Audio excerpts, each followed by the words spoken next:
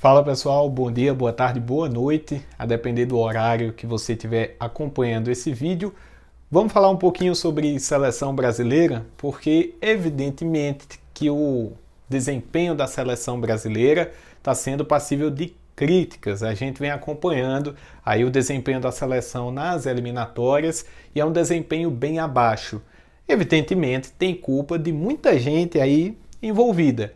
Mas eu resolvi trazer para esse vídeo aqui, um vídeo de recomeço inclusive do canal. O canal estava parado, vamos voltar agora com tudo, cobertura completa do futebol pernambucano, futebol nordestino em geral, com foco em Pernambuco e também cobertura da seleção brasileira. Então se você não é inscrito ainda, inscreva-se no canal e venha fazer parte do nosso time, beleza? Pessoal, eu queria focar aqui as críticas que muita gente faz ao elenco da seleção brasileira, dizendo que esse elenco atual não tem vontade. Normalmente, quando um time vai mal e um time que a gente gosta, o torcedor brasileiro tem por padrão 3 explicações lógicas para isso.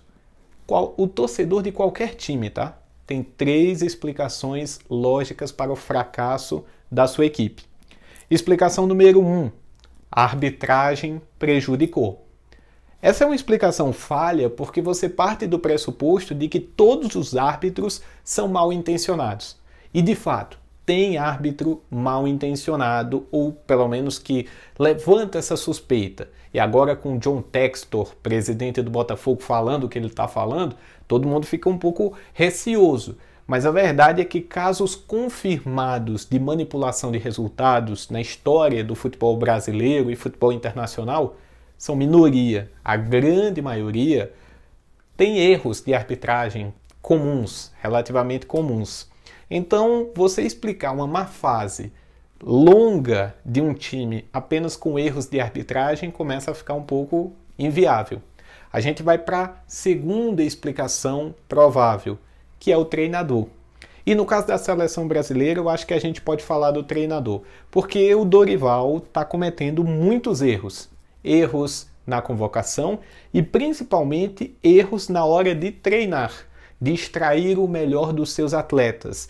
E aí a gente pode pensar em alternativas que não necessariamente implicam na demissão do Dorival. O time pode melhorar com o Dorival, apenas ele mudando algumas coisas. Essa história de trocar treinador sempre que está mal não é a melhor solução para os problemas, seja da seleção brasileira ou de qualquer outro time. E a terceira hipótese que pode acontecer, além de o time perder porque a arbitragem prejudicou, o time perder porque é culpa do técnico, é o time perder porque não teve vontade. Essa história de vontade é muito complicada porque você parte de uma ideia que o jogador perdeu porque ele quis. E a verdade é que o jogador ele pode ser muito vaidoso, se importar mais com a aparência do que com o time, ele pode ser mal tecnicamente, mas ele quer ganhar. Ele quer ganhar porque isso vai favorecer ele nas outras coisas. Se ele foca mais em status, poder, dinheiro e menos no amor ao time, ainda assim ele vai ter mais status, poder e dinheiro se ele ganhar. Então essa história de que o jogador não teve vontade, pelo menos comigo não cola. Então o que é que está acontecendo com a seleção brasileira? Porque o time é bom.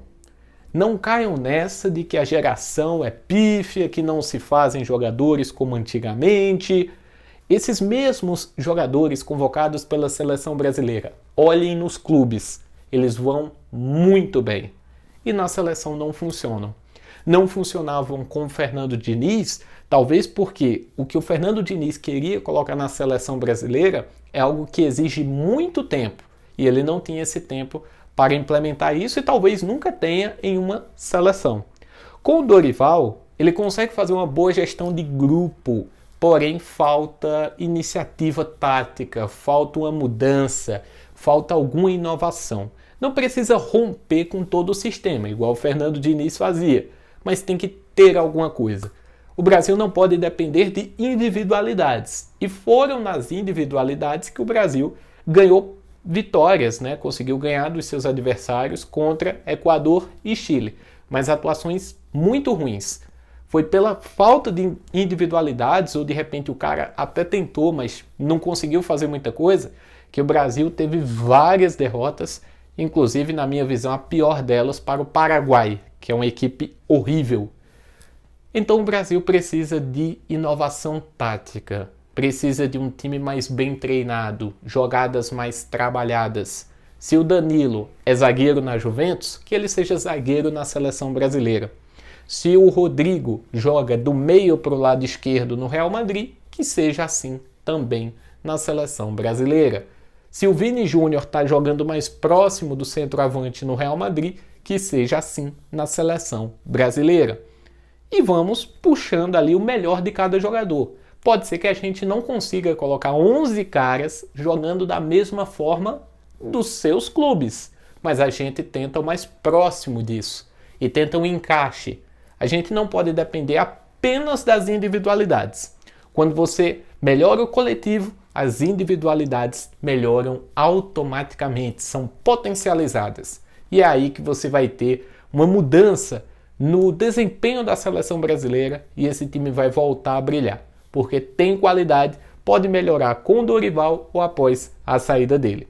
Pelo menos essa é a minha visão. Queria saber de vocês, qual é o fator que está sendo principal para essa má fase da seleção brasileira? Deixa aqui embaixo nos comentários, interaja, concorde comigo, discorde de mim, seja bem-vindo aqui para interagir com o canal, tá certo? Valeu, pessoal! Até a próxima!